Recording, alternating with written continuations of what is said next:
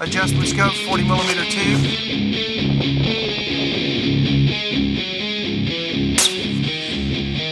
Hit.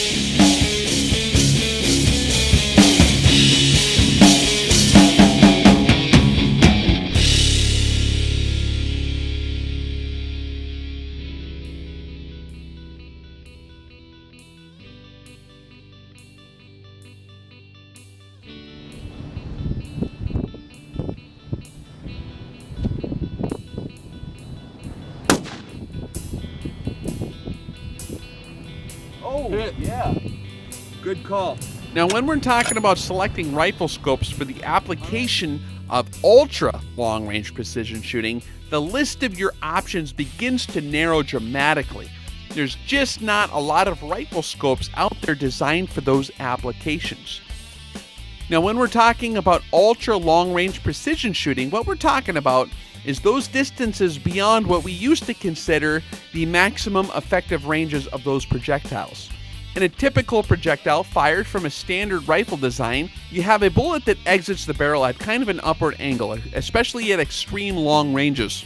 And as that bullet comes down through its descending leg of its trajectory, it is somewhat overstabilized and it loses its tractability, which means that the nose of the bullet is no longer on track with the flight path of the bullet. It kind of goes a little bit nose up.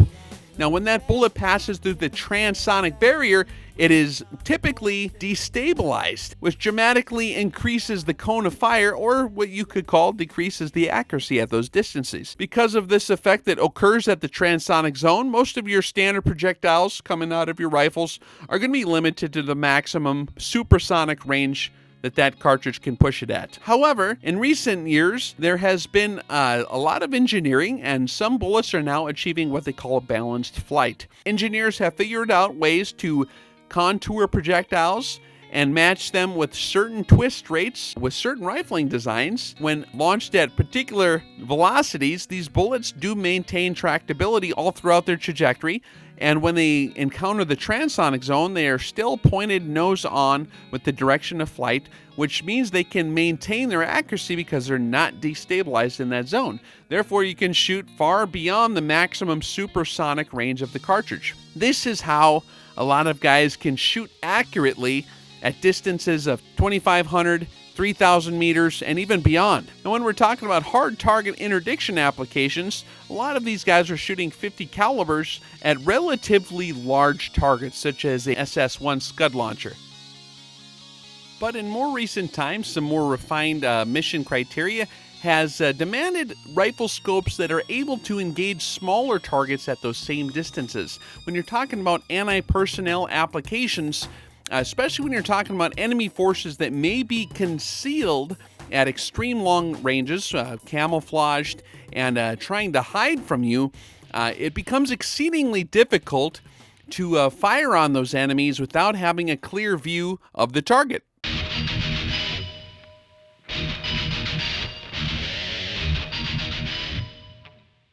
Now, when you have a spotter and a shooter, a lot of times a spotter is equipped with a superior spotting scope, and although they may be able to see those targets at those distances, they can relay to you where that target is. However, the shooter can't see that clearly in his rifle scope when he's trying to make the shot. It becomes very difficult for him to do so. For applications such as these, and for all those other Americans out there who just want to shoot the top off a bottle at extreme long ranges, higher magnifications do come with increased value.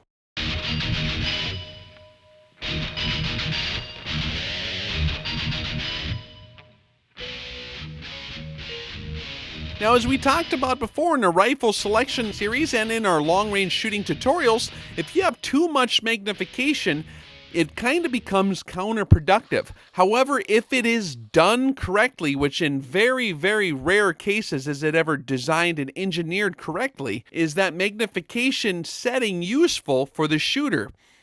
Now, if used for a spotting scope, a rifle scope cranked up to a higher magnification can be somewhat useful. However, when you're shooting at those distances, you have a hard time spotting your own bullet trace due to a lack of ability to stay behind that rifle scope effectively and be able to see what's happening under recoil of that rifle. However, with a giant scope tube, such as a 40 millimeter tube, you have a lot more forgiveness under recoil, and it becomes a lot easier to spot your own bullet trace under recoil when you have a tube that's a lot more forgiving. And that's where some of these new rifle scopes really shine against the competition, and that's what I want to share with you today.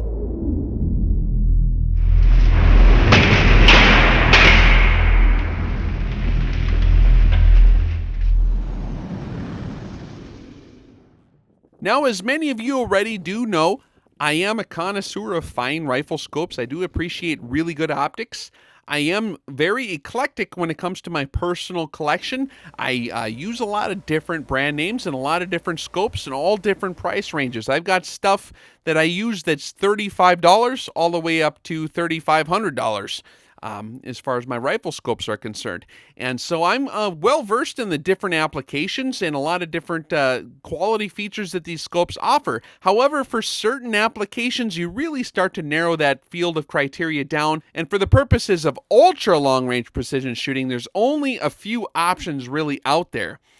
The first thing that you're going to need when you're talking about ultra long range precision shooting is optical quality. Now, magnification range, a lot of different manufacturers offer high magnification. However, unless you've got the glass to back up that magnification, it becomes somewhat useless. You're simply zooming in on a blurry image, which is less than helpful. So number one, you got to have very, very, very good glass quality so that you can see your target at those distances. Now, if you do have the glass that can handle it, a high magnification range is desirable for these applications. Now, typically, I would not really encourage people to go too wild on the magnification choice for most applications, as that can be counterproductive if you don't have all the other scope criteria engineered in such a way that's going to allow you to be able to see what's going on under recoil, especially if you're trying to spot your own trace. A lot of times you lose the target in recoil. That's where another feature comes in handy. You're going to want to find a scope with the large-sized main tube. Even an oversized main tube can be nice. For those of you who might remember your first rifle scope you had on your BB gun, maybe you had the Eagle pump action BB gun or Daisy or something, you had a 3/4 inch tube diameter on your scope. Those little BB gun scopes, some people mount them on 22 rifles. And if you remember the first time you ever upgraded to a 3-9 hunting scope with the 1-inch main tube, you were blown away. And you asked yourself, how could you ever have gotten along without the 1-inch tube? And that 3/4 inch tube, by comparison, seems like a dirty straw that you're trying to look through. It's actually almost better not even to have it. Well, the same is true for those folks who've upgraded to 30 millimeter tubes on their rifle scopes. When you go to the European 30 millimeter tube, it's another significant step up over the 1-inch tubes. And once you go 30 millimeter, you never go back. Now, when you're approaching your oversized tubes, like your 34 millimeter and your 35 millimeter tubes, it's a whole nother planet. It's a really incredible step up, which is significantly noticeable, especially when you're laying behind it. Just the perceived image size that you have when you're laying behind a 35 millimeter tube or 34 millimeter tube is ginormous. It's just such a huge difference over a 30 millimeter tube. And if you could get a scope with the larger tube size, that would even be better. And if you're already familiar with our other rifle scope selection criteria for these applications, you must have absolute precision in the tracking mechanisms of the scope. The turrets have to be 100% reliable. They need to go exactly where you tell them to go when you click them. There's certain features you're going to want to have. You're going to want a zero stop and things like that. You're going to want a reticle design that's effective for whatever you're trying to do. Illumination is always nice. And of course, overall ruggedness of the optic is incredibly important for field applications. If you're going to be using this for any kind of serious applications, if the thing breaks, all of a sudden it's useless. So it doesn't matter how many cool features you have if it broke. So ruggedness is incredibly important as well. Now, back in the day, if you were a hard target interdiction operator and you needed to shoot at 3,000 meters with a 50 cal or a large caliber rifle, anti-material purposes or whatever you're doing, a lot of guys elected to use, there was a US Optics SN9, which was an incredibly large scope. And as large as it was, it offered a pretty good magnification, but it was almost like mounting a telescope on your rifle. And although they're a pretty rugged optic, the glass quality was not probably up to par with the magnification range that it offered. Other hard target interdiction operators would typically use scopes that were retrofitted from sporting applications. There's a lot of target rifle scopes out there that might be equipped with 16 power, 36 power rifle scopes, and they made those work for the applications of shooting large targets like we were talking about before. However, if you're shooting at those small targets like we're talking about, revealing concealed enemy positions at extreme long ranges, you really would be well suited to have something with superior glass quality. There would be a lot of room for improvement. So that's where we're going to go with the review for today. We're going to talk about IOR Valdada's new Crusader scope and their new Terminator scope. These are both scopes that offer incredibly oversized 40 millimeter main tubes and offer incredibly high magnification settings that are done with a glass quality that can actually handle it. The Crusader scope is equipped with a 5.8 to 40 power magnification range, which is an incredibly large magnification range with a high top end of 40 power. And typically when you're talking about a 40 power rifle optic, 40 power becomes somewhat blurry. But when we're talking about this Crusader, they are employing the MC7 shot glass with their proprietary glass polishing techniques, which actually makes this thing incredibly usable at that magnification setting. This is some of the best glass I've ever seen, and as hard as it is for me to admit it, as much money as I spent on some of my other stuff that's incredibly expensive, this is tier 1. It's at the top of the tier 1, and I haven't seen any glass quality that's actually better than this. This is incredible stuff, and when you're talking about a 40 power scope, I would normally be incredibly skeptical. I've looked through Schmidt & Bender, I've looked through all the top-notch stuff, the Night Force, everything like that, and this IOR Valdada with its MC7 coating is incredible. I haven't seen anything better yet. This Crusader scope does have a 56 millimeter objective lens. The scope is offered with the reticle placed in the first focal plane, which means that it's going to be useful for your field applications where you want to be able to use that reticle for hold off or hold over values regardless of the magnification setting that you are on. If you're in a hurry and you're under stress, a reticle placed in the first focal plane is absolutely essential in my opinion. So for tactical operations, I think that this Crusader scope is an incredible choice. It is situated currently with the minute of angle reticle and minute of angle turrets. So for those American operators who might be more familiar with the minute of angle system, this is an incredible choice for you. It features the Extreme X1 illuminated reticle, and this is a mechanical illumination with 11 positions of brightness.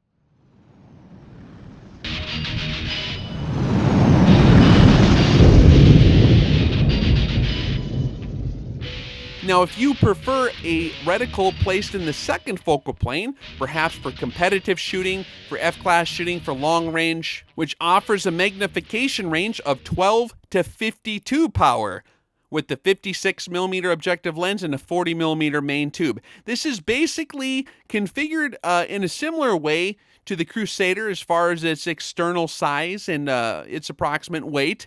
However, it's a little bit different configuration. This is set up in a second focal plane reticle with a minute of angle configuration, so your turrets and your reticle are in minutes of angle. And this uses the Extreme X1 illuminated reticle. This is a digital illumination, so you have the digital illumination buttons on the side. It is equipped with a detent feature in the magnification ring that when you set it to 14.4 power, there is a click that occurs that's going to indicate that you are now in a position in which that reticle will read in mils and half mil increments. And there is a second click at the position of 26 power, where it's going to now read in minutes of angle. So whether you're using mils or minutes of angle, they do have it figured out mathematically where in the magnification range that reticle would be in those angular denominations that you prefer. And at 52 power, your reticle is just going to happen to be in a half-minute increments.